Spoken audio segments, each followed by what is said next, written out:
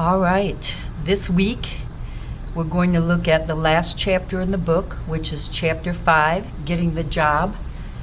And it has to do with things like interviewing, resume writing, cover letters, how to get ready to write those things, how to prepare for an interview, and also looking at some of the fundamental skills that most employers are looking for in the personnel that they hire.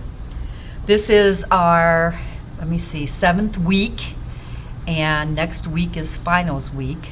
So this week you don't have a discussion question and you don't have an assignment on this chapter. What you're going to be working on is your final, which is a cover letter, a resume, and then of course finals week, the actual mock interview.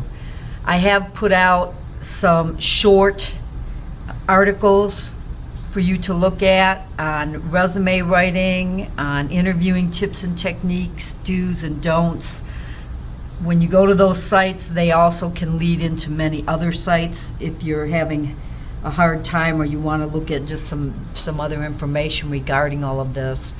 Just keep in mind that there's a lot out there on the internet to help you write a resume or cover letter. Not all of it is done correctly, so keep in mind what we're covering in class today in the PowerPoints and what your book says when you are actually doing your final cover letter and resume. These are the things I'm going to be looking for. And as you can see, if you go out to those two assignments, even though they're not going to be due until the following week, you'll see the rubric for both of those, and you'll see what I'm looking for in those assignments. So let's get started. Getting the job.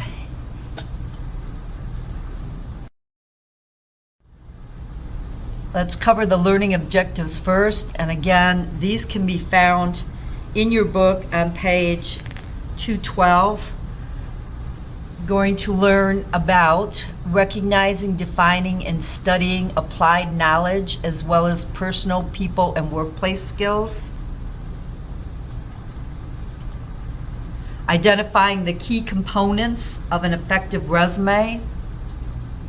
Applying the STAR format, and you are going to need to know that for your quiz this week. Applying the STAR format to effectively express your accomplishments and your potential.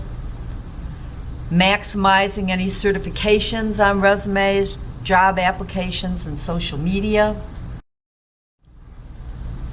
Using proper etiquette to write cover letters. Knowing the do's and don'ts of resume writing, and you see a lot of don'ts on resumes, at least I do on many of them that come by my desk. Sending thank you notes. Demonstrating proper nonverbal communication skills when you're in the interview. Preparing for common interview questions. Understanding the value of retail jobs on a resume for any of you that are working in retail. If you're not working in retail, understanding the value of any type of a customer service interaction or job where you've had to deal with customers, that is always valuable when you are applying to other companies, because in most cases you'll be working with customers, whether they will be internal or external. Creating and practicing an elevator pitch. Developing a personal network. Examining the variety of careers available within the retail industry.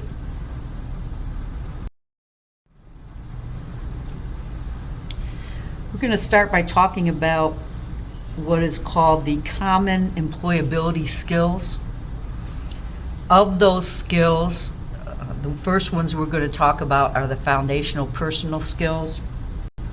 What common employability skills means is these are skills that all companies look for when they're interviewing and seek in the personnel that they're looking to hire. above and beyond the specialized skills they may be looking for in terms of a particular job that they're hiring for.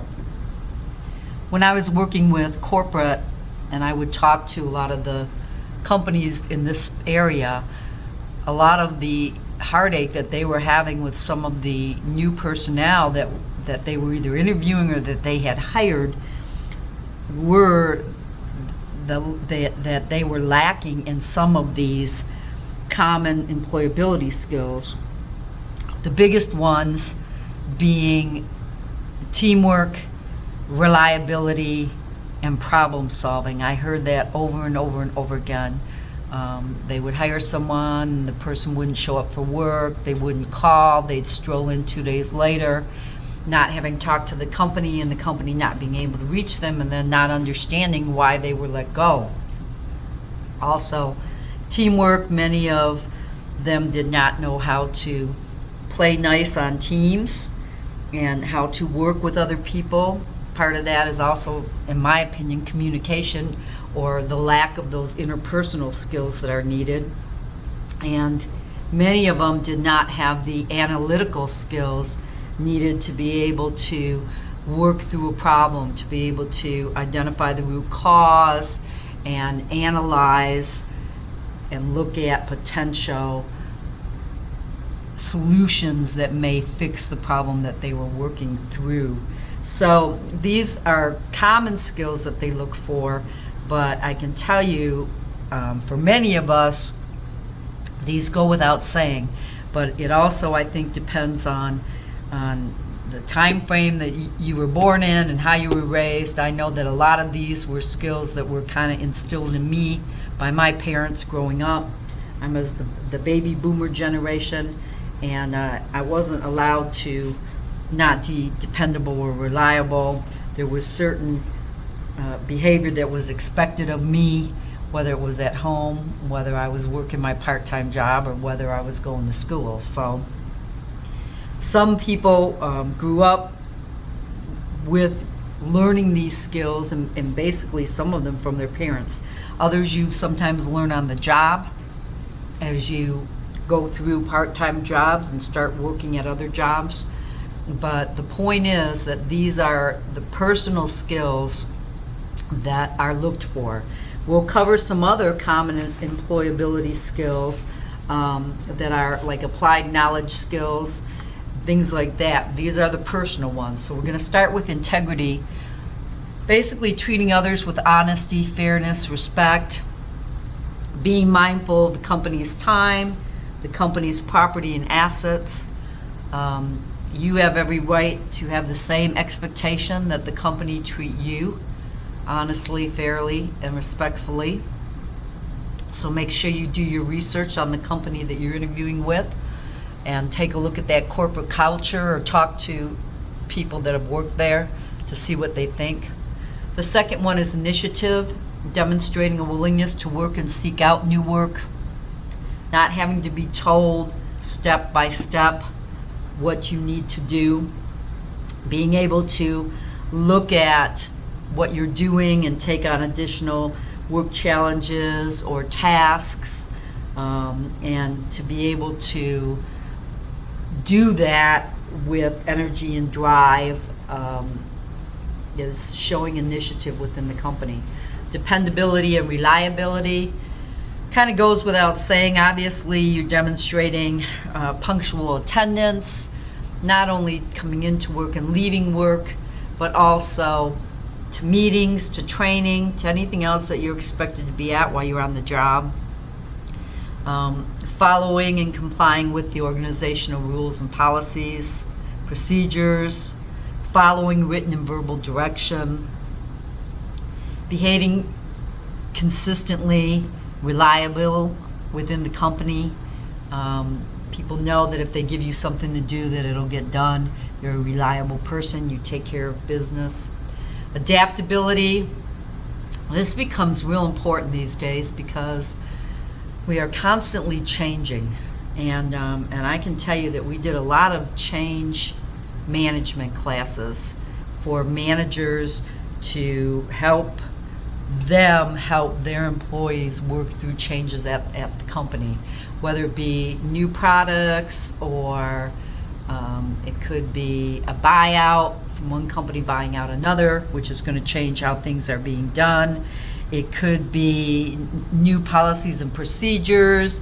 It could be layoffs or re-engineering, as they call it, and people being cut back, and now people having to do more with less.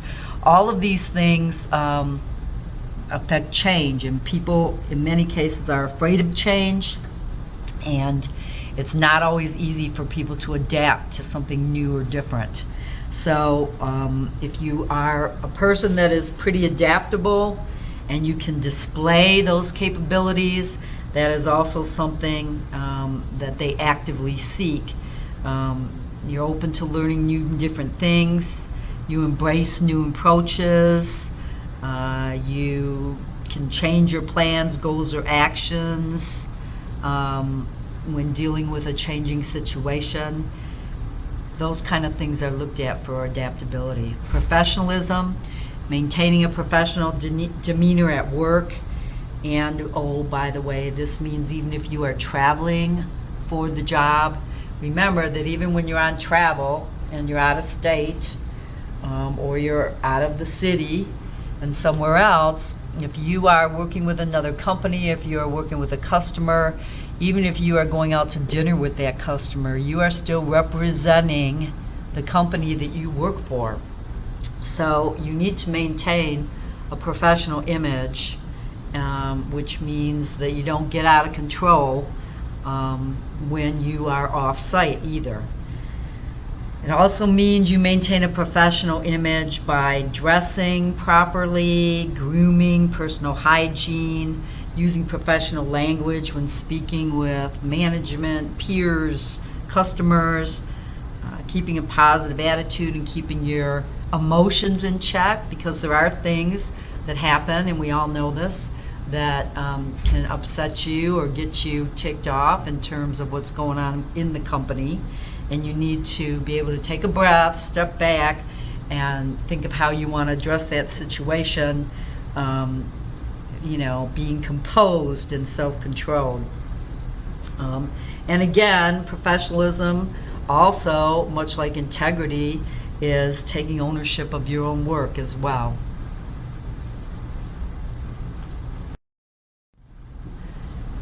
Teamwork, demonstrating the ability to work effective with others. In order to work on a team or with a team, a person normally has to establish a high degree of trust and credibility with others. So if you're a person that tends to draw that out from other people, you're a good team player. Again, those interpersonal skills, being able to act professionally, respectfully with your team members, being able to have those teaming relationships over time and maintain them, being able to deal with conflicts that come up in a teamwork situation and even differences, and being able to come to some kind of a win-win resolution when those happen. Communication, maintaining open lines of communication with others, demonstrating sensitivity and empathy when required, listening, can't say it again, listening to others and their viewpoints and really hearing them before you start to respond, recognizing and interpreting verbal and nonverbal behavior of others. All of this comes into play. Making sure that when you talk, you speak clearly in a precise language, and that you are also coherent, particularly if you're giving directions of any sort, that you are really defining what it is you want your team members to do. So all of those things that fall under that big umbrella that we've already talked about a little bit in communication need to come into play.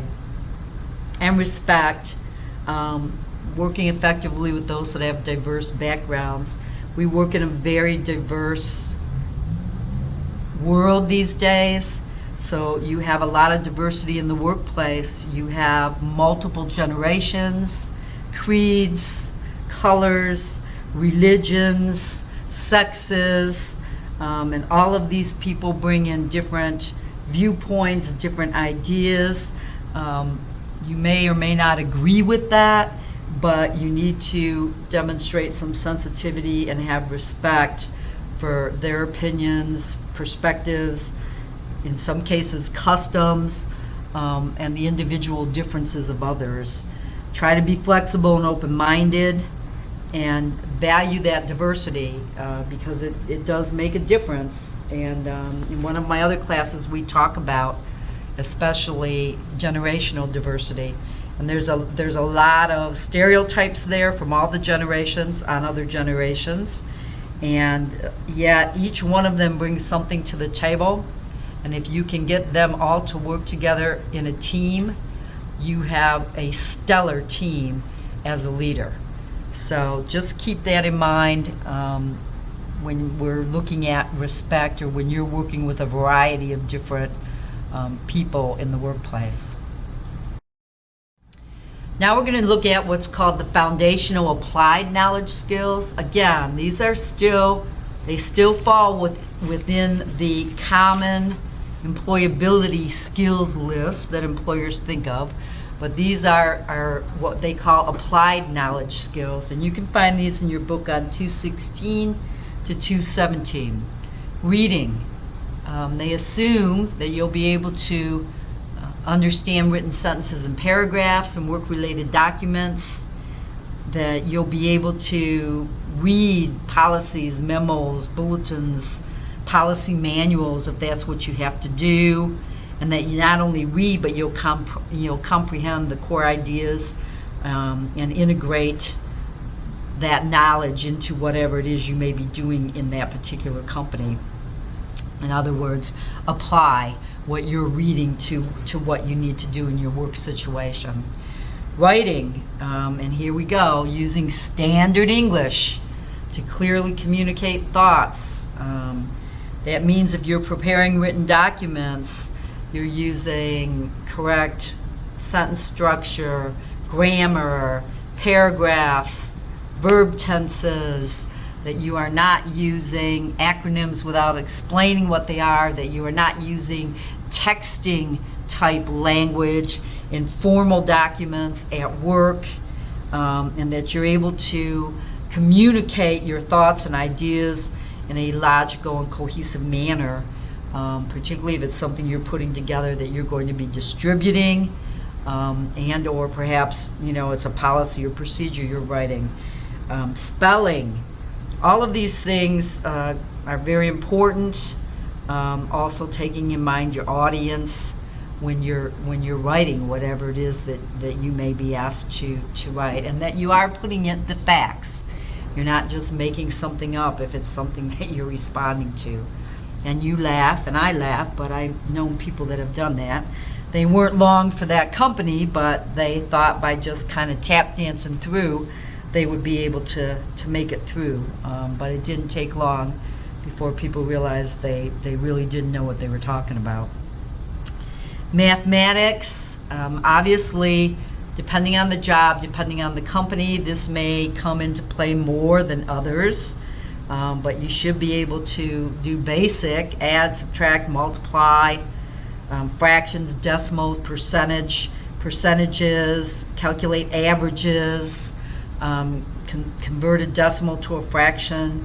And I'll tell you why. If you're not working in a science field where maybe you're having to use a lot of the math, or you're not actually going into a math field, you're still going to have to deal with budgets and various reports that look at expenses, that look at revenue, and a lot of these things come in percentages or averages, and you're going to have to be able to read that.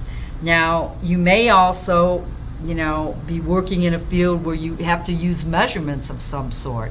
So basic mathematics, and I'm not talking necessarily calculus here, but some basic mathematics, they assume you come in knowing, and that so if you have to use that it's not a problem.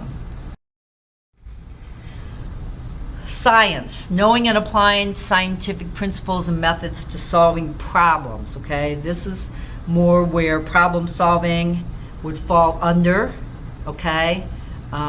This particular arena, understanding how to identify a problem, collect information, brainstorm, form an opinion, maybe draw a conclusion. Now, again, if you're applying for a job in a science field, then you may have to have even more specialized knowledge than just basic knowing and applying the methods and principles to solving problems. Technology, by now, most companies assume that you know some technology.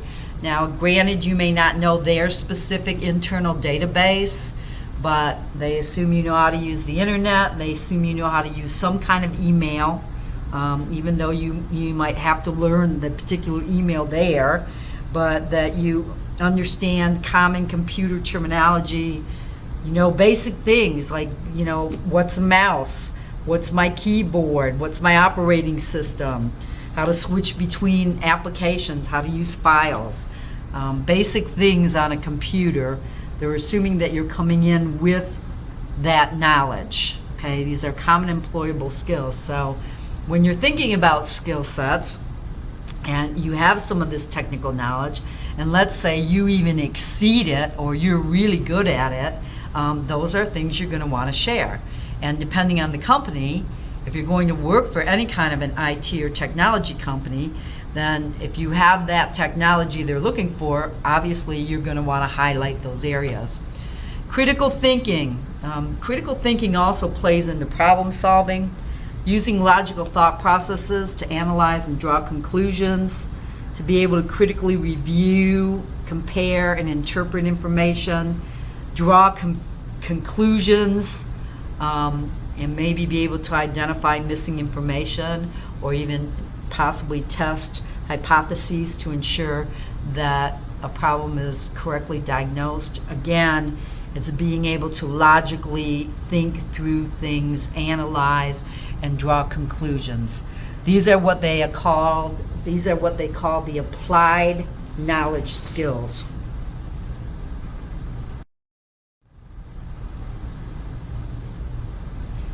Moving on, and again, these are still part of the common employability skills. Now, these are kind of foundational workplace skills.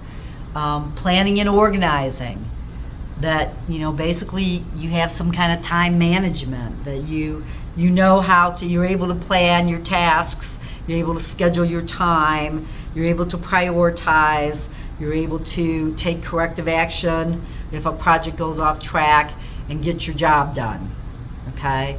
So that all kind of falls under the time management realm of things.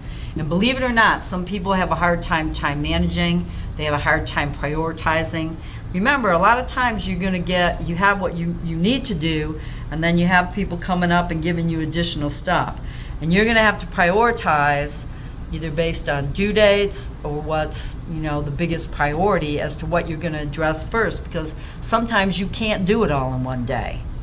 And if you can't prioritize, or if it's your manager that keeps throwing this stuff on you, then you need to ask that manager, which one of these is the priority? Which one do you want me to work on first? Because I can't do all of these in the next 8 hours. Okay, that's part of time management as well. But you should be able to effectively manage your time to be able to get the bulk of your tasks completed.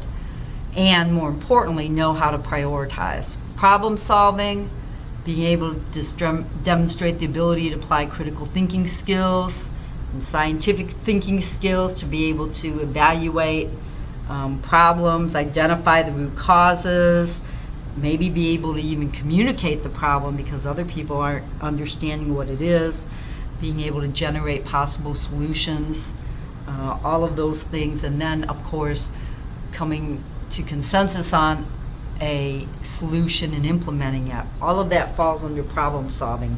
Decision making, applying critical thinking skills to make decisions in the workplace. Now, sometimes You don't have all the authority. It depends on what level of authority you're given for decision making. But you do have, in some cases, the authority to make decisions on the projects that you're working on. So you're going to want to make sure that you apply those critical thinking skills when you make decisions, that they're sound, that they're based on something, that you're just not throwing a dart at a dartboard and saying, oh yeah, this percentage looks good, that you are aware of the consequences of your decisions or the risk that may be involved in any decisions that you make.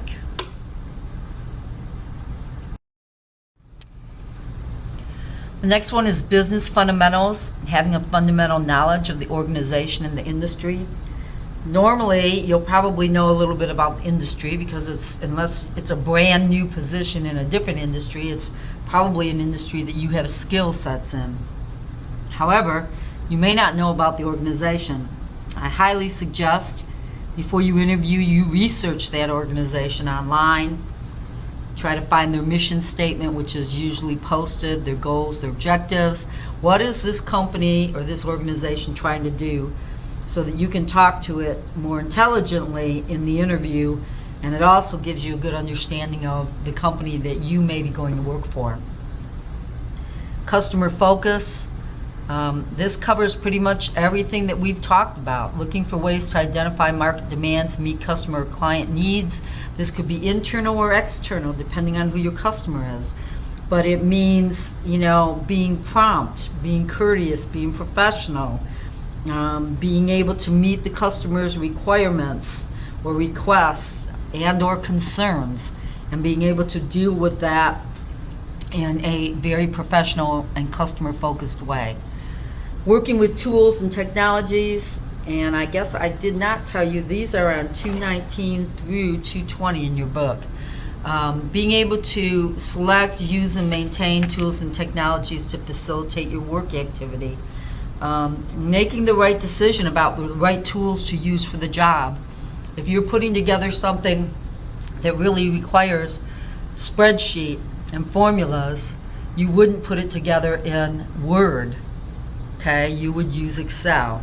It's knowing the right software to use. If you work in a construction company, you're not going to use a saw to try to hammer in a nail. Okay, that's pretty simple and basic, but I'm trying to make my point. It's being able to carefully consider the tools or technology for a given job and use the appropriate ones, operate the appropriate ones within guidelines, if it's actual equipment, within safety regulations, to be able to do the job that you need to do.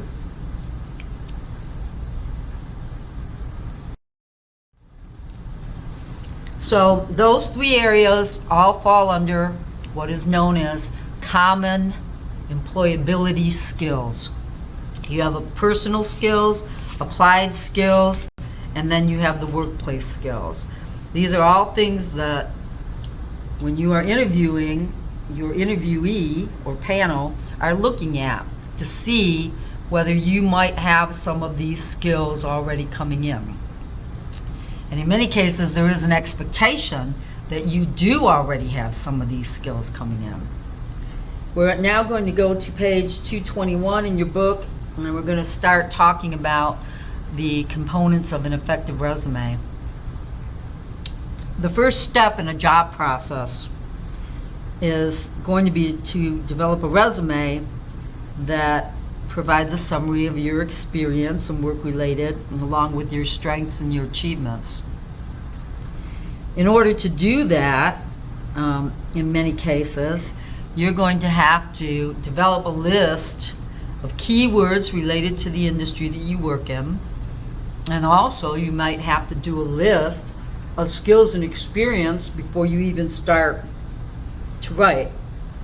Now, it's real important if you are looking at a specific job posting, like I gave you last week, to start doing some brainstorming on skills and industry related words, that you read it carefully and you pay attention to the words that are used in the job description, as these, in many cases, are the skills that are being sought. And you want to make sure that when you start working on your resume, that you're going to use some of these keywords, and you're certainly going to use some of these keywords from the job posting in your cover letter.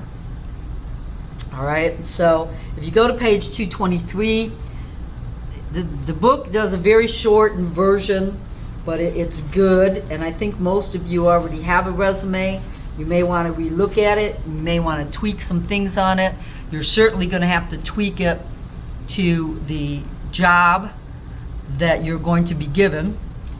But other than that, some of this you may have already done. The first thing is to develop a list of keywords, okay? Industry-related words, customer retention, customer loyalty, customer satisfaction,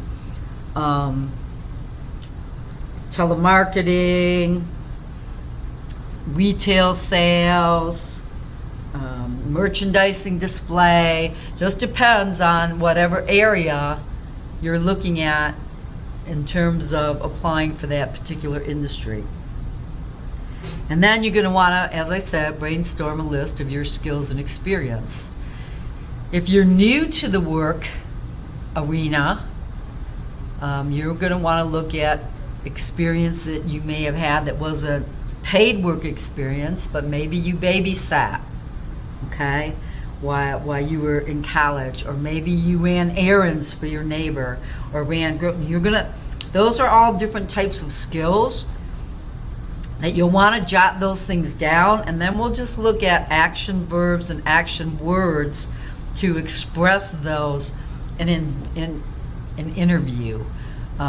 Experienced workers in most cases are going to use a list of their recent jobs and the skills that they used at those jobs. An inexperienced worker is going to list skill sets that they have because they don't have the work experience per se to list on a resume.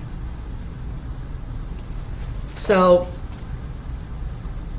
another thing that you're going to want to do, and this is found on page 224, and I do want you to know this for the test. There's an acronym that they use called STAR, and you can use this verbally or in writing, because you may want to think back to this in the interview if you're having to give an example. And the ST is basically situation or task, the action you took, and the results. Okay? When you present your job accomplishments, you want to show the situation or the task, you want to show the actions you took, and what was the end result of these actions. All right? When you interview, they just don't want to know your accomplishment. They want to know what your accomplishment did. Okay? What were the results?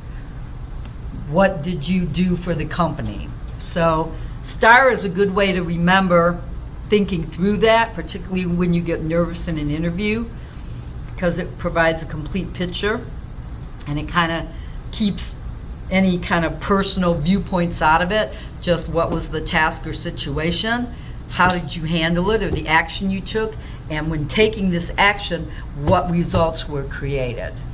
It's real easy, and it's certainly something that if you're not sure how to write your accomplishments into your resume, take your accomplishment and put it through the STAR acronym, and then go back and try to put in, and probably what you would put in is more the results of the action that you took. So your achievement would be that the result piece of this.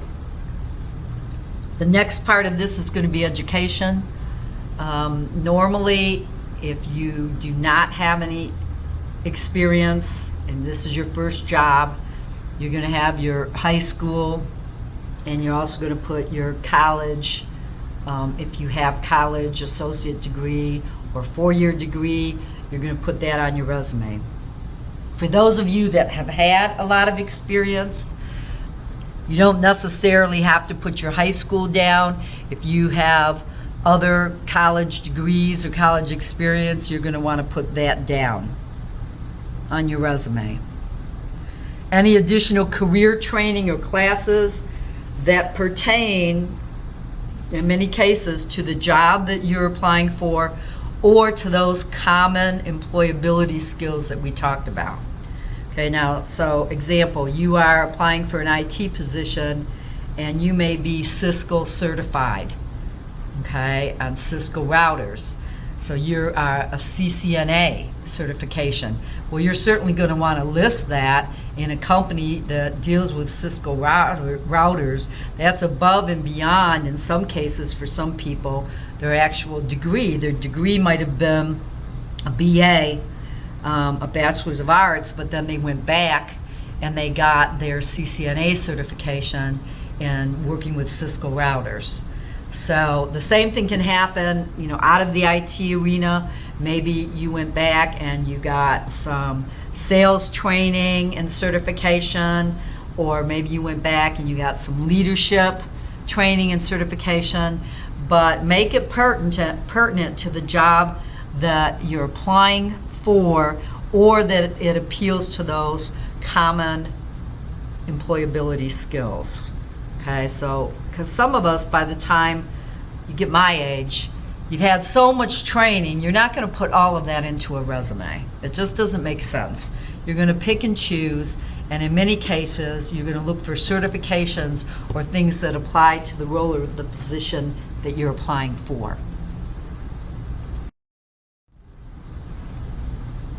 The next step that you're going to want to look at is awards and achievements, certifications like a CCNA certification, any awards that you may have received.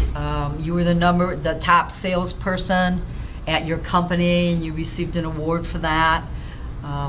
If for those of you that are, again, fresh out of school and going to look for the first job, you're certainly going to want to put any type of academic awards that you had, or any kind of awards that you may have gotten from the community or working in the community, any scholarships, anything like that look very good, or achievements that you did look very good under awards and achievements. Next part of this would be volunteer work and extracurricular activities. For those of you that work a tremendous amount of hours and maybe don't have the opportunity to volunteer, then you know you may belong to some professional work groups. If that's the case, then you'll want to say that you're a member of NAFE, okay, National Association for Female Executives, or you're a member, a local member of the PMP, the project management group here in San Antonio. Whatever the case may be, those of you that actually have volunteer work, you may want, 3 years, Habitat for Humanity, whatever, teams, clubs, extra. This just makes you look like a very well-rounded person.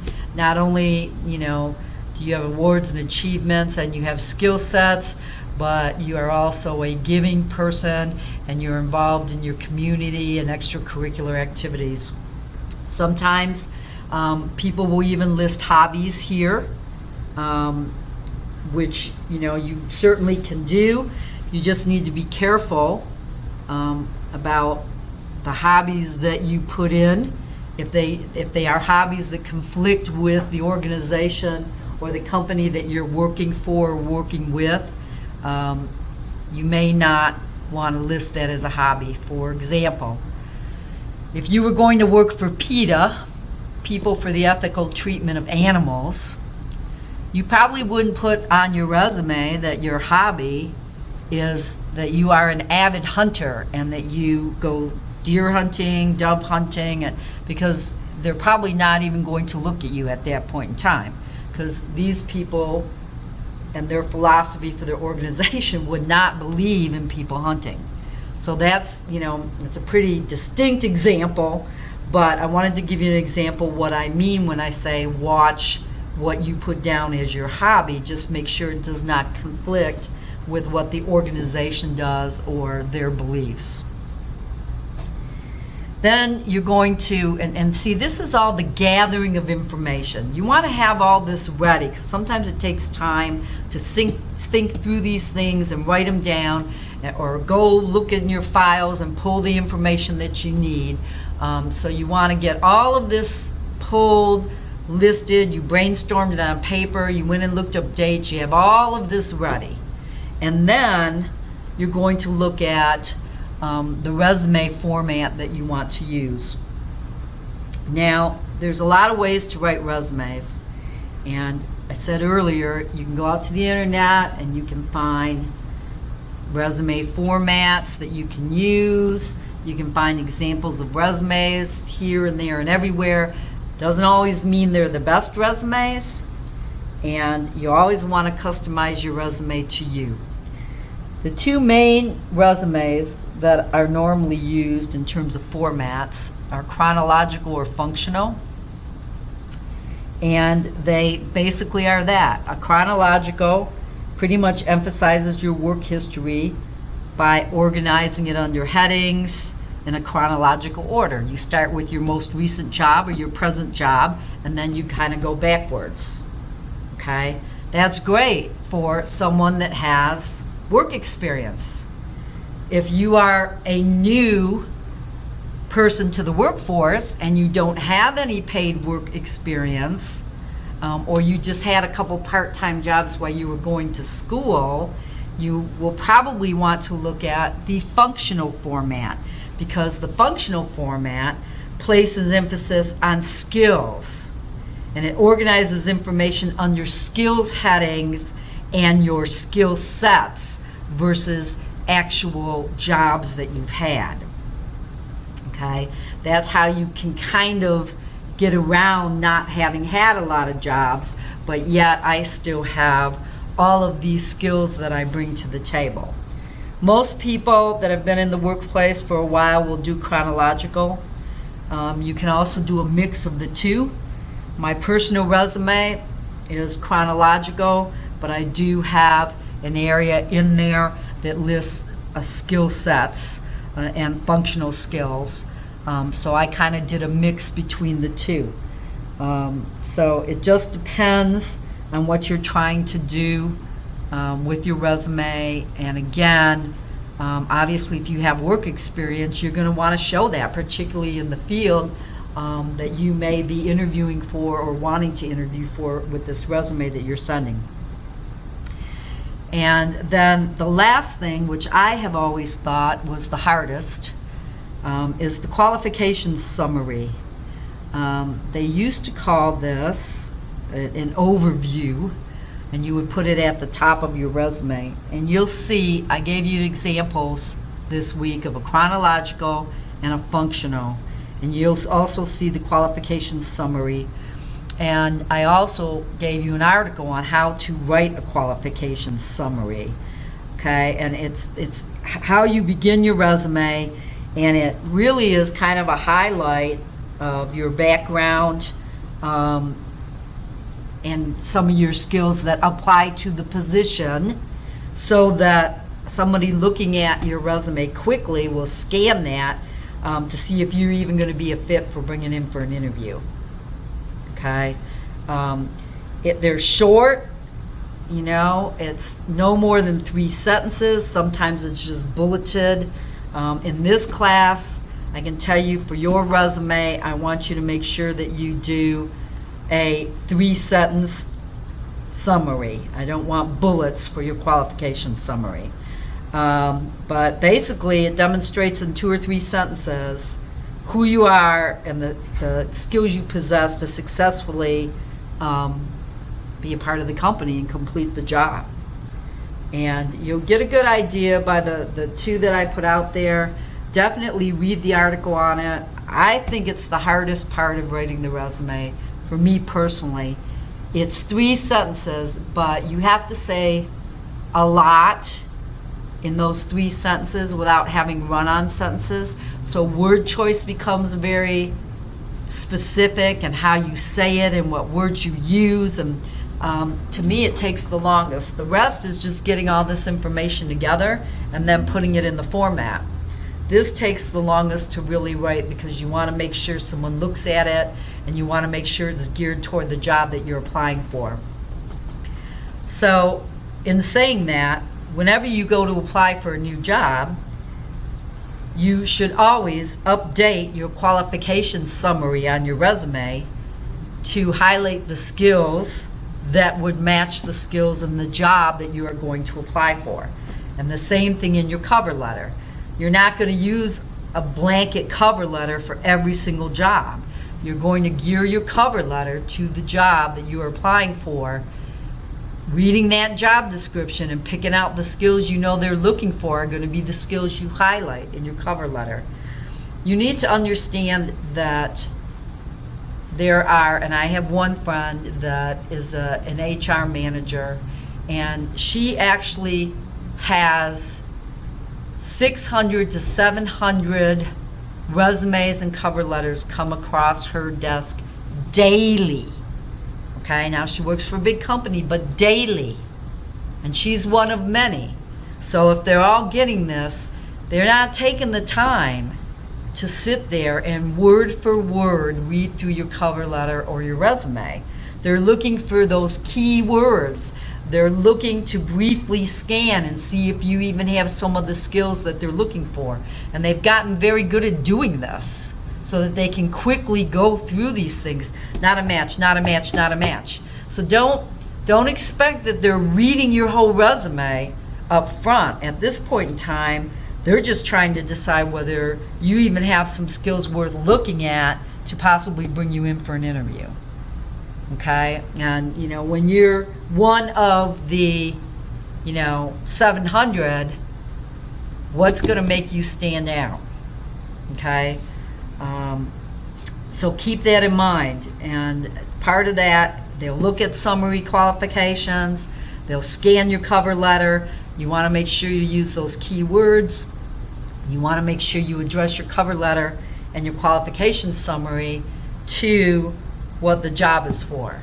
Now, if you're brand new to the workforce, you're not going to have a lot of qualifications, so your summary is going to be a little bit different, and it's talked about in this article, because your summary is going to talk about some of your skills, but you're looking more for a job that's going to allow you to grow and gain certain skill sets and blah, blah, blah, and go in a certain direction. So it's written a little bit different than people that have been in the workforce for a while.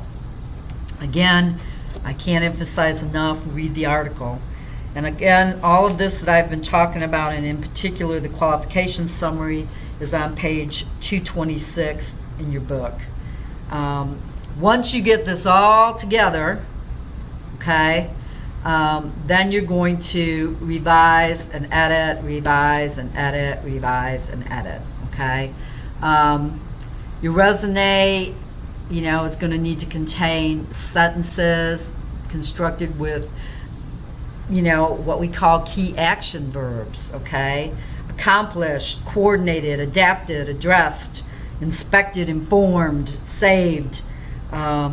You're going to want to set an active tone in your sentences. You don't use long, wordy sentences within the body of your resume. If you're going to put a sentence in there, it's 15 to 20 words. In many cases, you're bulleting things under certain areas. So, you want to specifically, very concisely say, communicate, persuade, and motivate the reader to hire you in this resume. That's what you're looking for. So you want to use short sentences, very clear, with action verbs that give a picture of what you've accomplished. And there are some action verbs listed in your book on 227. So you're going to want to take a look at that as well. Okay, once again, I'm going to say it again, revise and edit, revise and edit, revise and edit. All right? Buddy review. Okay? If you have a friend, I do this all the time. First of all, once you get a resume, you should always keep it updated because you never know what opportunities are going to come along. So make sure you always have an updated resume handy in case you need to send a resume out, and that you're just tweaking, the first part of it or your qualifications summary. But not that, you've had 3 jobs since you last did your resume and none of them are on your resume. Keep your resume updated. It comes in handy. Okay, second, always have somebody review your resume when you're done. Even now with my resume readied, with my resume already completed, when I update, when I change, when I add skills or accomplishments, I always have someone else here that you trust, that has good suggestions, that knows what they're talking about. I always have someone else read through it. In many cases, I'll use 2 people. Use 2 to 3 people to review it and make suggestions. A lot of times you're working on this so long, you don't catch some of the errors.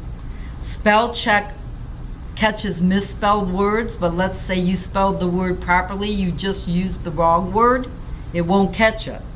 But it's going to look bad when it's read in a resume. Okay, so I can't tell you enough to have someone else review it. And don't take it personally. If you're having someone review it, say, hey, here's a red pen. Red line it. Tell me what you think. Tell me what's good. Tell me what's bad. Tell me what you would change and why. Okay? And then edit it. I mean, you really want this to be the best thing because you're applying with so many other people for one job. You want to check for clarity, accuracy, and effectiveness for the job that you are applying for.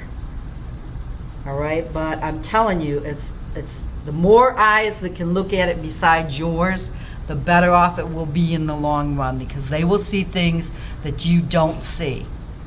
And I cannot impress you enough that spelling errors, using texting in a resume, using the small letter I in a sentence and versus the capital I, which is just basic knowing your grammar, are things that someone's going to pick up and see right away in your resume, and it's going to be tossed in the not even called pile.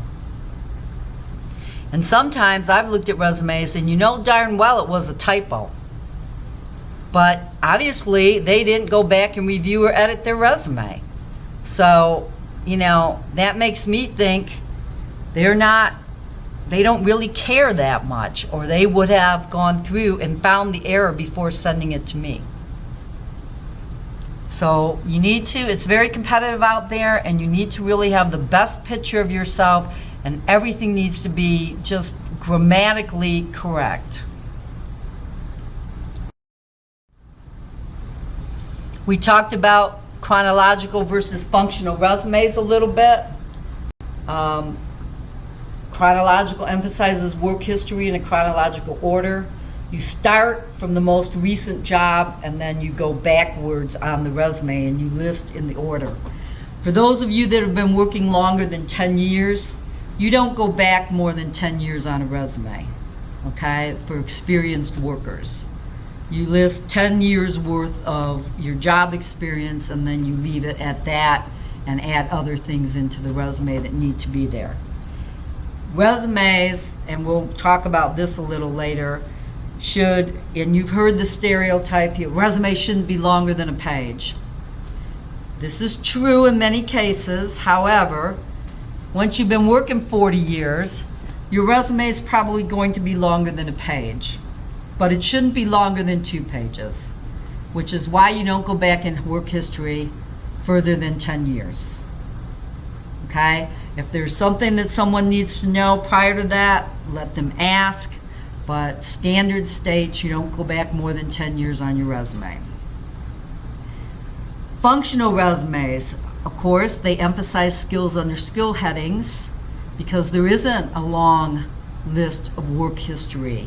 So you don't really have something you can put in chronological order. Instead, you're going to functionally explain what skill, experience you have, and knowledge you have, and how these abilities relate to the job.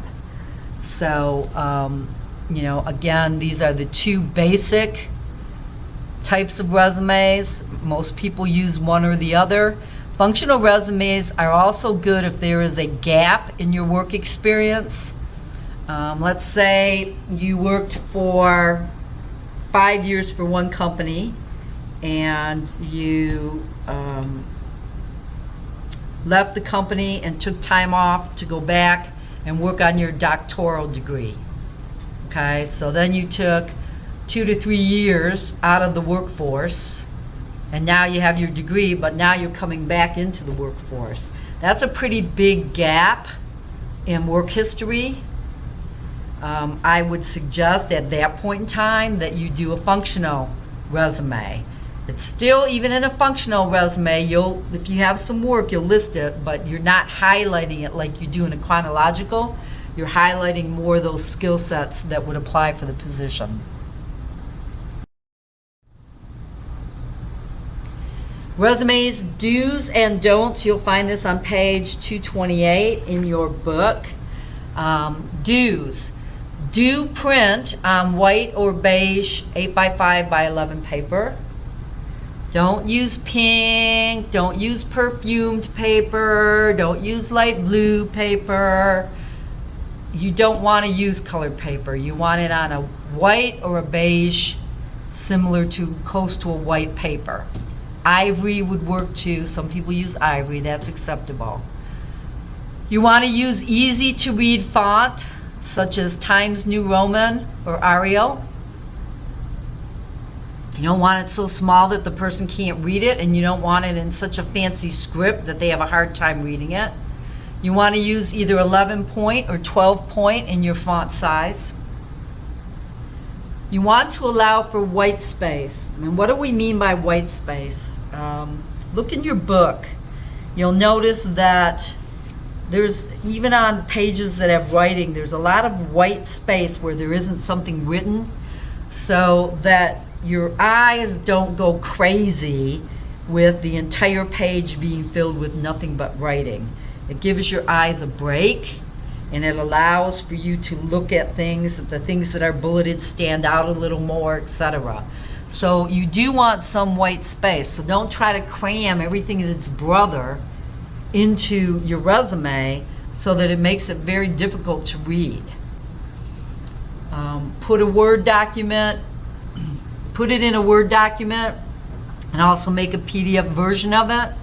A lot of times now, as you all know, you're applying online, but I always bring a copy of my resume with me to any interview, just in case, they didn't print it off, or someone got called in the last minute to sit in what is a panel interview and they didn't get a copy. I always make sure I have enough copies to go around. You also want a PDF version in case you have to somehow either upload it, or you may even have to send it as an attachment online.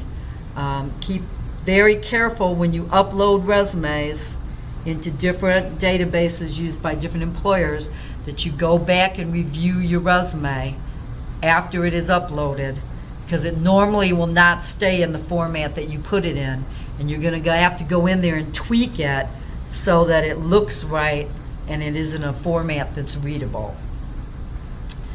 Formats, don'ts. Don't use colored paper. Don't use fancy or hard to read fonts. Don't exceed 2 pages. If you can keep it to 1 page, that's even better. And don't use staples. You don't staple your resume, even if it is a 2-page resume. Okay? Again, this is on page 228. And again, I'll say, have somebody review it. Make sure that everything on there is accurate. Make sure that it's addressing via skills or job knowledge the position that you're applying for, and that it's an effective presentation of you. In my last class, I had somebody ask me why they couldn't just lie and make up all these skill sets on their resume. You could, but I can tell you, you don't want to lie, and I also put an article out there about lying on your resume. And in many cases, the areas that people lie about are education or the academic area, and certifications. And occasionally, I'm trying to think of what my HR friend told me. They get a lot of people that lie about education. They get a lot of people that lie about certifications. And there was one other area, and I think it was, in some cases, certain skill sets for position. Keep in mind that nowadays, they do, they'll do a background check. They can do a credit check. They do drug testing depending on the company. When they do all these checks on you, and I can tell you certainly academically, it's going to come up. If you said you had a PhD, they're not going to find a PhD anywhere, and you're going to have to prove that you have a PhD. And when you can't, and if you were already hired, or if you said you were Cisco certified and there is no certification that they can verify and find, or your certification is not up to date like it needs to be, they could potentially fire you. They have every right to fire you for lying on the resume, as well as not having the skills for the particular job that they were looking for. You don't need to lie on a resume. There's ways around even the most difficult things. Gaps in employment, maybe you have an arrest record. There are ways to be honest and deal with even being fired from a job, and deal with what happened without lying within the resume. You just don't want to do it. I've been in a company where I actually watched them fire an engineer who they found out after they hired him he had lied on his resume about several things, and they didn't even ask him to try to prove differently. They fired him on the spot. So you want to be very careful of that, and you want to make sure that you are not lying on your resume. Plus, it's a very bad impression of you. You all have skill sets and talents that you bring to the table. You don't need to lie. You just need to know how to formulate that in such a manner that it gets the attention of the person looking at it. They recognize you would be a good employee, and they call you in for an interview. There are a couple examples of different interviews or different resumes in your book. One is a bulleted summary, and one is a sentence written summary. Again, I want to make sure that in your resume you do the no more than 3-sentence written summary, the qualifications summary in your resume. I do not want bullets in the summary part. Now, you will probably use bullets in other parts, but I don't want it in the summary part of this.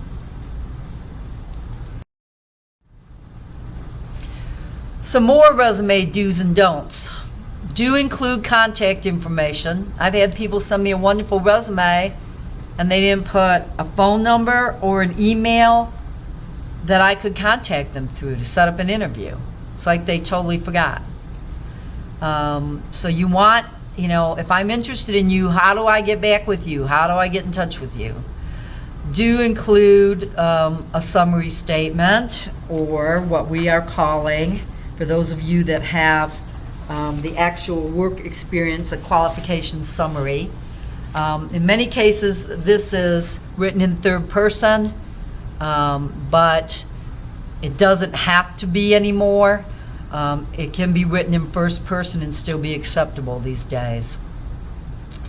Do include keywords that highlight your experience and and match your industry lingo. Okay, this is your content within your resume.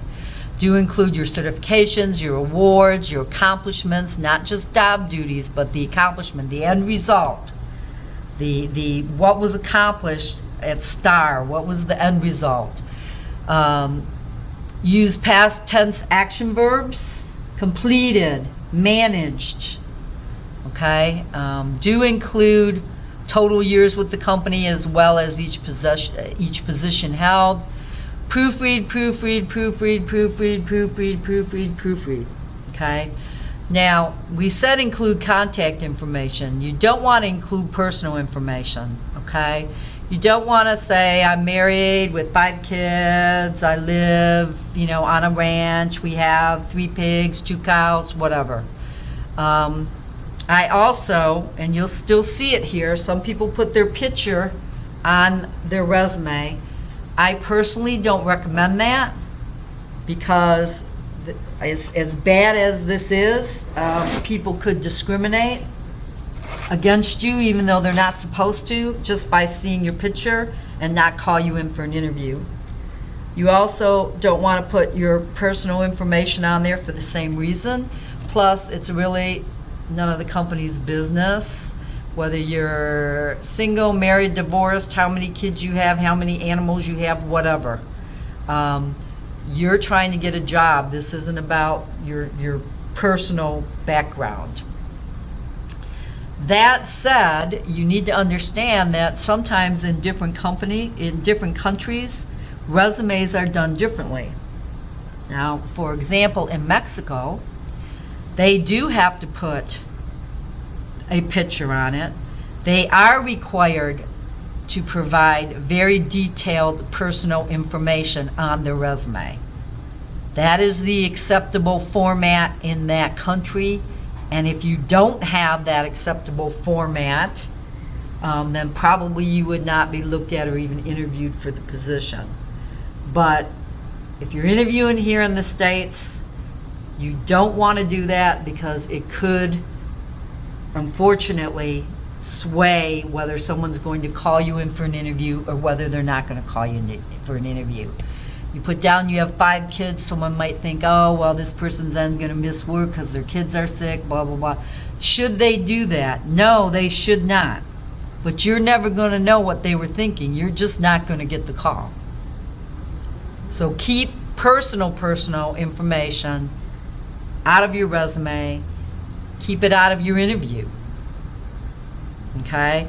An interviewee does not need to answer questions on whether you're married, whether you're divorced, how many kids you have, and those questions shouldn't be asked in the interview either. So keep all of that in mind.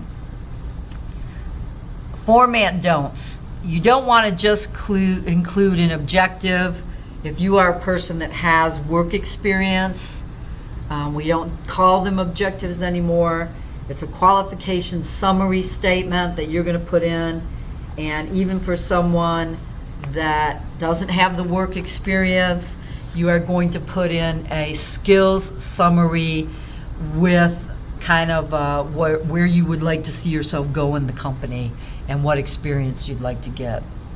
Years ago, they used to be called objectives, and they were very different in terms of how they were written.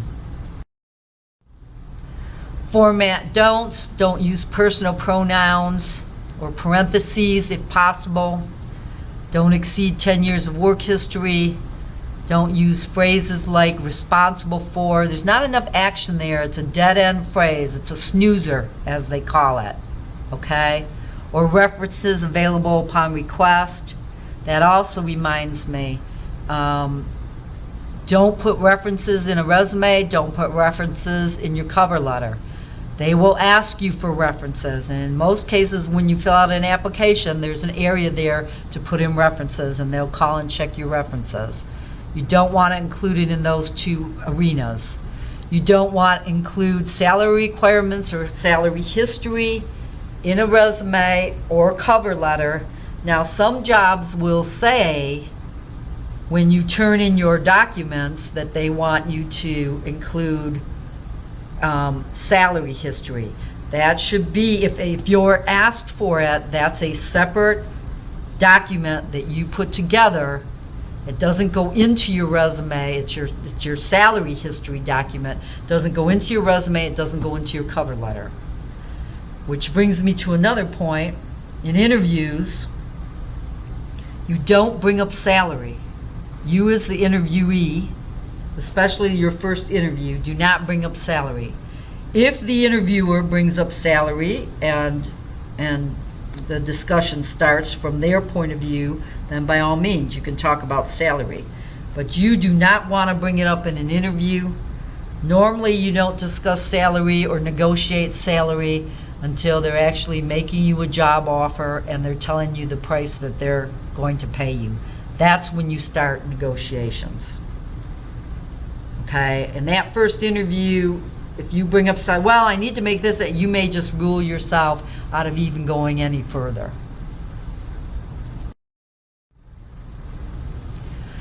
Your cover letter, okay? Cover letters are used to target the skills that you have specific to the job you're applying for. It should only contain 3 short paragraphs, okay? And the third paragraph is your closing paragraph, so that's not a lot.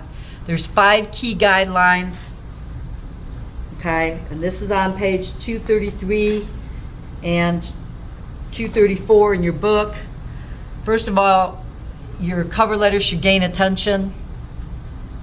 Okay, you want it to focus on the needs of the hiring company. So if they're looking for certain skill sets, those are the skill sets. If you have them, you're going to point out in your cover letter.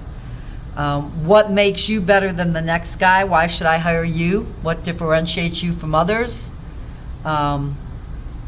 What proves you're qualified for the position? And then you're always going to close with a call to action. Again, look in your book, all right, so that you can see their examples that they give, as well as understand the 5 key guidelines. Keep in mind, you will need to know the 5 key guidelines for the test. And you want to cover these within your cover letter that you're going to be writing as well. Thank you notes. Thank you notes are the most overlooked step in the job hunting process, particularly now that we've gone more to applying online and doing most things online. People just don't send out thank you notes anymore. However, I can tell you, you want to do it, whether it's through an email thanking the people on the panel or the people that set up the interview with you for taking the time out to interview you for the position. You know, as this states, you might want to mention a couple things you learned in the interview, reiterate the skills you have that meet the employer's needs, and how excited you are now that you know about the position, more about the position, and then you want to end with another thank you. You want it to be sent within 24 hours after the interview, or if you have everybody on the panel, you want to make sure you send a thank you to everybody on the interview panel as well. Now this can be sent. I've had them sent to me through my email, and I've had handwritten thank you note sent to me that arrives in my mail. It should be clear, concise, and legible. Does not have to be real long. You just want to hit a couple things, but you let them know that you appreciate their time. You let them know that you were listening during the interview, and you remind them once again, because maybe they've gone through 30 applicants, okay, over 2 days. You remind them once again of who you are, what your qualifications are, and why you're excited about the position. So do send thank you notes. Again, you will find that in page 237 in your book, and they give you an example of what you could say. It doesn't have to be specifically like that, but you could. 6 steps to acing an interview. Okay, and we are starting on page 241 now in your book. So again, I encourage you, if you did not read chapter 5 last week, that you make sure you read this chapter. Make a personal connection, observe your surrounding, make a comment, but you only want to do this if it is sincere. So don't just try to say something because they'll be able to tell if it's forced. Sometimes you walk into somebody's office and you notice a picture or a painting or something like that. You're going to first, hello, you're going to introduce yourself, and then oh, I didn't realize is that blah, blah, blah, whatever. Try to make some type of a personal connection. You want to express an interest in the company. Therefore, you need to make sure you research the company, its products, and its services so that you know what you're talking about. You want to listen carefully and respond to questions directly. And if you need to take a minute to think about how you want to respond to a question, take a minute to think about it. What happens in most of the interviews I'm in is I'll ask a question and I can sit there and be quiet. It makes the person being interviewed very nervous, so they kind of just run off at the mouth. And then when that happens, you're not thinking through it. You're saying a lot of stuff that you don't need to be saying, that I don't need to know, but it all kind of comes out. So if you're not sure how you're going to answer a question, stand back a minute. Silence is okay. You can take a couple of seconds of silence, even though you're nervous. Keep your mouth shut. Formulate how you want to respond, and then respond to the question or give an example, whatever the case may be. You want to give examples that show your value to the company, particularly to the position that you're applying for and interviewing for. You want to observe the interviewer's mannerisms. This is where body language comes in to assess and correct your answers as you move through the interview. Okay? If you notice they're frowning on a response, you want to do, a little bit of a tap dance and kind of go around what you just said and say, well, by that I really mean this is how we did da da da da da da da. So you can see why blah blah blah. Okay? If you're running off at the mouth, look at their mannerisms, their expressions. Are they kind of looking at you like, come on, hurry up? Be clear, be concise.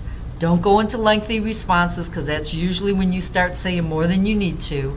But you do need to say more than just yes, no, or maybe, because that is not going to get you the job. You need to sell yourself. And you need to be sincere. And you need to make sure it comes across sincere when you're in the interview. Okay? Ask questions. Okay? Now, certainly if they say something, if the interviewer says something during the interview that prompts a question, I always bring a little organizer. I take notes during the interview. When they're telling me things about the company or whatever, I'll take additional notes. So if something comes up, jot it down. But you should really have a list of questions that you want to ask before you go into that interview, because you've done your research, and because there are some things that are important to you, in terms of what kind of company you work for, what kind of leadership you work for. And so you want to be prepared to be able to ask those questions when you are asked at the end of the interview, do you have any questions for us? All right? Be aware of your body language. Moderation in everything. You want to make sure there's eye contact. You want to smile, but you don't want to stare down. And you don't want a smile that looks like someone pulled up, both sides of your mouth with thread and has it wrapped around your ear and you can't quit smiling. Sit up straight. All right? Sit forward. Don't slouch back in your chair. Sit forward. Look attentive. Look interested. Dress professionally. Familiarize yourself with the employer's dress policy and dress yourself similarly and observe it when you interview. If you're in doubt or you don't know, you want to dress conservative and professional. Okay? You're not going to walk in shorts and a tank top because maybe it is manufacturing. All right? That is not how you want to present yourself at the interview. You may not have to wear a three-piece suit and a tie. You might want to do more of a professional or business casual, but you're not going to get so casual that you look like you just walked in from working in your backyard. The best thing to do is look at their website. A lot of times there's pictures within the company, and it gives you an idea of how people dress, how leadership dresses, and you want to try to observe that if possible. When in doubt, always dress in a conservative manner and in a professional manner.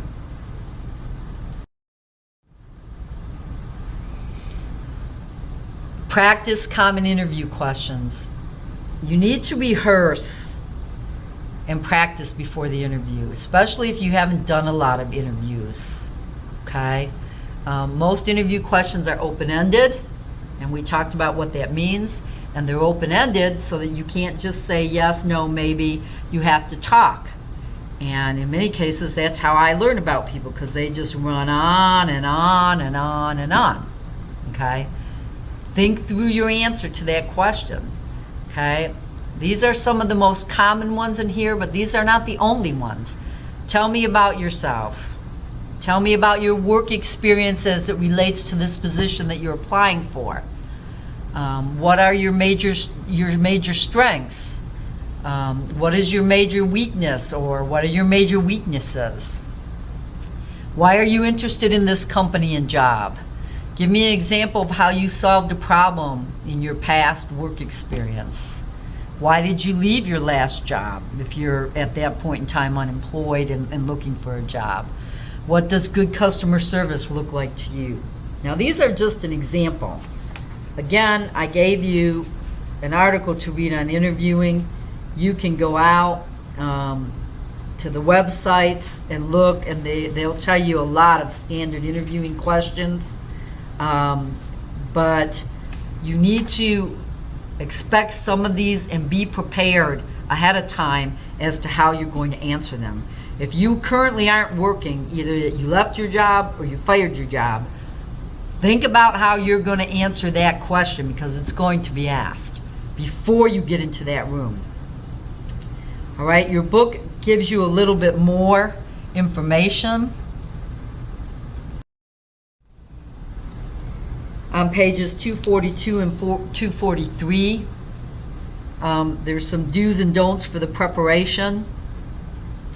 You practice the commute. If you don't know where the place is that you're going for the interview, you drive it before the day of the interview so that you don't end up being late, which is one of the worst things you can do for an interview. Okay, get a good night's sleep, eat a light breakfast, do your research. Make sure you dress professionally. Don't neglect your appearance. Speak clearly. Ask questions. You don't want to be negative, okay, about a past employer or previous employer, even if you feel that way. You don't want to start saying that in the interview. Make sure you ask questions in the interview. It shows you're interested. Again, prepare your questions ahead of time and write them down. Do not ask about salary in the interview unless the interviewer brings it up. Don't bring someone else with you to the interview. And, you know, that seems like common sense, but just this past year I had someone do that. I had someone interview for a position, and he brought his wife with him. And I had to ask her to stay out of the interview room, but it was very weird. I've also heard some other folks have interviewed where the interviewer or the interviewee brings their kids. You don't want to do that. If you have children, you need to make sure that there's someone to watch them, or you need to schedule this in a time frame when you don't have to bring your kids with you. Make sure you put your phone on silence before going in. There's nothing worse than being in the middle of an interview and your phone starts ringing or going off. It's disruptive. You're already nervous. It'll make you really nervous, and it leaves a bad impression with the person or panel that you're interviewing with. Arrive a little early. Bring copies of your resume just in case. Don't chew gum. Don't have anything in your mouth. If you have a bad cough or you think something's going to happen, you can start off by saying, I really apologize. I'm recovering from a cold, and right now I go into coughing attacks, so I hope you don't mind if I put a cough drop in my mouth. Do it ahead of time. Most people will understand that.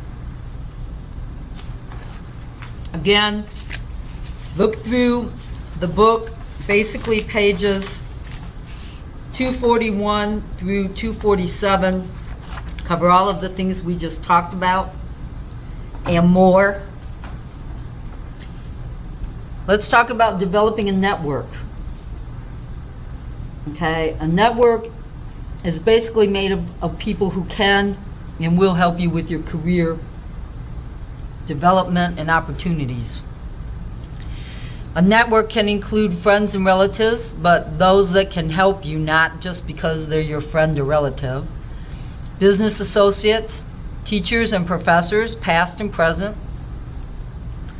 School and or career services office, professional association members, volunteer affiliations, parish or church members, friends of your parents or siblings, other job seekers that you may meet somewhere that become part of your network. You want to start, if you don't have a network, you want to start developing a network, because these are people that can support you in good times and bad times. Sometimes when you're looking for a job, you'll reach out to those people within your network to see if they've heard of anything or there are openings. A lot of times recommendations go much further in a company than just, coldly applying through their job application site. Sometimes your network members can also serve as references, especially if they're business associates that you've worked with and they're people you trust that would give you a good reference. You would certainly want to keep them within your network and also use them as references down the road. The biggest thing about your network is a network provides you opportunities. Doesn't guarantee you a job. Could provide you an opportunity to maybe go interview for a job or tell you about a job. But the bottom line is networks provide you opportunities. They may be able to tell you about additional job support. They may be able to tell you about open jobs that are out there. They may be able to tell you about free training. You need a network. These are the people that help you and support you as you go through your career. And you will constantly add to this network, and at times you may lose people within your network. But you need to have a network. So think about it. Think about who is your network. On book and page 250 in the book, there's a little exercise. Your name's in the center of the circle, and then it kind of has little circles going around it. Take the time and sit down. If you had to go to somebody for support and help with your career, who's within your network today? Do you have a network? How big is your network? Always stay in touch with people in the network that you build. Doesn't have to be daily or weekly, but you want to touch base from time to time. See how they're doing, share ideas. You may need to help them at some point in time. It's very important to have a network.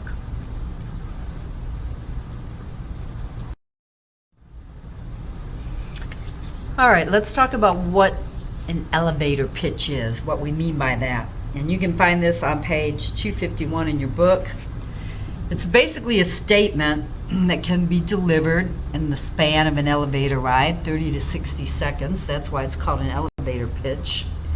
And within this statement, usually 100 to 150 words, and you're talking. This isn't something written. You should capture the person's attention, explain basically who you are, what you do, or why you're the best at what you do, to motivate this person to take some type of action, and then a call for action. This is used a lot in networking events when you don't have a lot of time to talk with people. There's a little bit of networking done prior to when you go to any of the chamber meetings. They usually have a networking session.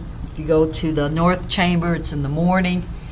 If you go to the Greater Chamber, it's usually after the chamber meeting.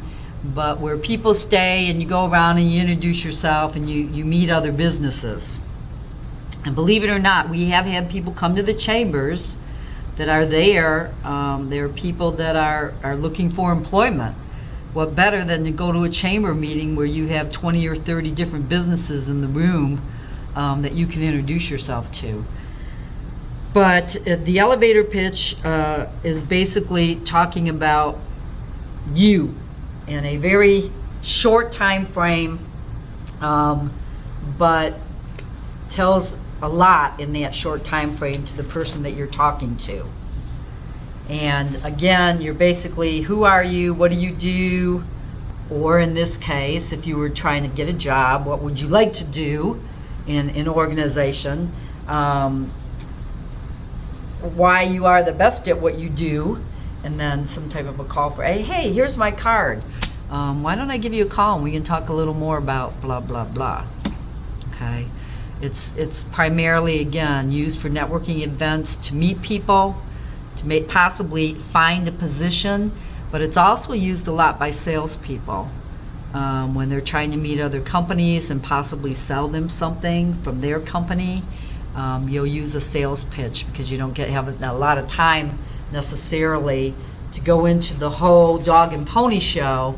So you have to kind of grab their attention and hope that when you say, let me give you a call, or can I set up an appointment to meet with you, to be more specific and go through some of the, training offerings that we have, that they will come back and say, yes, that would be wonderful. So it, again, is on page 251, 252.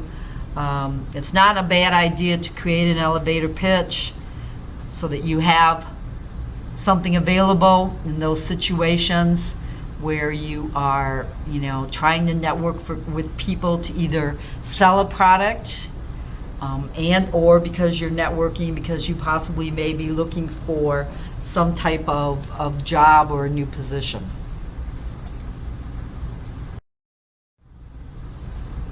We already talked about some of this, but I want to reiterate getting the job. Always keep your resume up to date with the latest skills and job information. You never know when an opportunity will come knocking. It's not always just you looking for a job. I've had people in my network call me and tell me about ideal jobs that were right up my alley, and they thought about me and sent me the information. And because I had a resume up to date, all I had to do was tweak a couple things within the resume and a cover letter, and I could apply very quickly. I wasn't up to having to go back and write 3 or 4 years worth of information on my resume. So it's always a good idea to keep your resume up to date. Continue to build and grow your network, which you will throughout your career. You'll continuously add to your network, or you should. It is something you have to work at. Remember, you want to reach out to these people every few months just to touch base, not just when you need them for something, but you do want to reach out and keep that network alive and well. Continue to learn and train on the job because you can always add additional skill sets, and continue to work on those foundational skills or those common employability skills that we discussed. I'm sure you'll look at some of those and go, wow, that's not an area I'm real strong in. Well, then that's something that you should work on trying to build some additional skill sets in or get some additional training in. But all of these things are real important when looking for jobs, and of course the interview is essential once you get your foot in the door.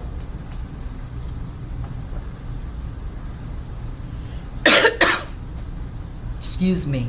The last little chapter in the book, which I'm not going to go over in slides, is basically explore a retail career path. For those of you that are in retail, it talks a little bit more about, it does talk about updating your resume on a regular basis, but it talks about different jobs in retail. And for those of you that have retail positions that may want to look at doing something else, don't think that you don't have common skills.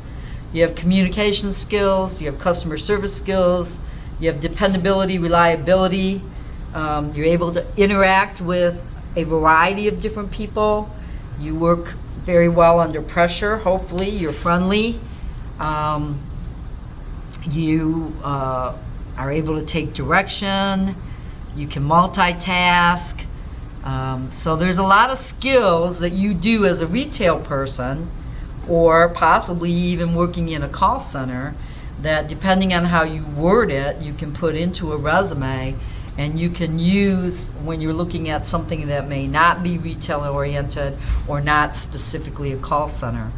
But as with call centers, which I talked about last week, retail careers, again, there are places to grow in retail just like there are in call centers. You don't always have to be the sales associate on the floor. There's leadership positions you can go en route to. If it's a big enough company, some of them have their own, merchandise display people, if you're a person that likes doing the displays or the design. So there are other opportunities within retail to grow into, not only for additional skill sets, but also for additional monies, depending on where you want your career path to go. That said, this is going to be the last of the PowerPoints and lectures. As next week, or as this week, I'm going to let you work on your cover letter, your resume, and prepare for your interview.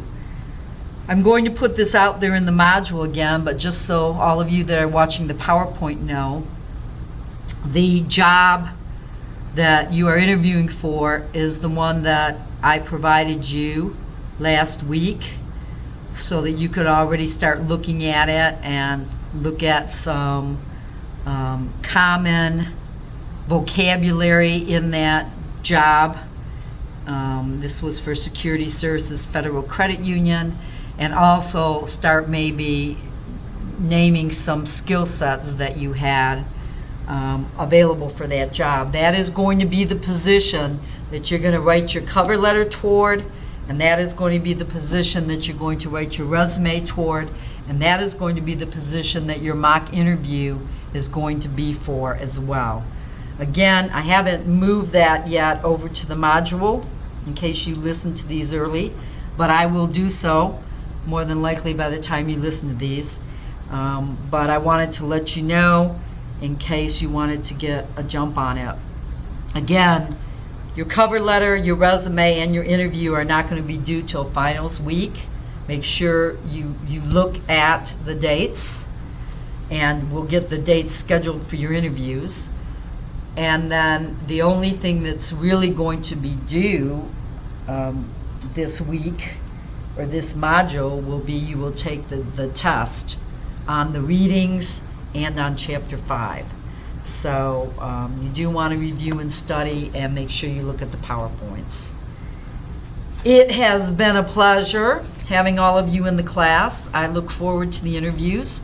Just to let you know, I will not be the only one doing mock interviews with you, so I will be doing some, and I also have Pat Fontenot, who's the Dean of our workforce area, assisting me, and he is also going to be doing some as well. So have fun with it, but do it professionally. Keep in mind, even for the interview, dress is important because we can see you. So you're not going to want to come to the interview in your pajamas, sitting on the other end of the webcam. But it's been a pleasure. I loved having all of you in the class. Hopefully you have learned some things that you didn't know about customer service. I also, in the last week, am going to ask you to do a post-survey. It's basically very similar to the pre-survey you did coming in. I want to do it now that we've gone through class, to see if any of your responses have changed on the survey. That helps me a little bit. And there are points associated with it. So again, when you get into week 8, after you turn all of your required work in, you may want to take the 5 or 10 minutes to do the survey, because it's a little bit of additional points that will also help you out. If you have any questions or you need me, y'all know how to email me or get a hold of me. And I'm looking forward to seeing the cover letters, the resumes, but more importantly, to doing the mock interviews. Have a good week.